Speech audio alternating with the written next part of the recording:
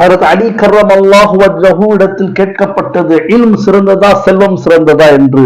அவர்கள் கூறினார்கள், இல்மு தான் சிறந்தது செல்வத்தை விட. ஏனென்றால் இல்ம் நம்மை பாதுகாக்கும், செல்வத்தை நாம் பாதுகாக்க வேண்டும். ஆகையால் தான் சொன்னார்கள், ஒரு நபர் இரவு பகலாக செலவு செய்கிறார், ஒரு நபர் இரவில் விழித்து தொழுது கொண்டே இருக்கிறார், ஒரு நபர் பகலில் நோன்பு வைத்துக் கொண்டே இருக்கிறார், ஒரு நபர் அல்லாஹ்வுடைய பாதையில ஜிஹாத் செய்து கொண்டே இருக்கிறார். இவர்கள் அனைவரையும் விட இல்ம் உள்ளவர் தான் சிறந்தவர் என்பதாக ஹஜ்ரத் அலி கர்ரமல்லாஹு வஜ்ஹு சொன்னார்கள்.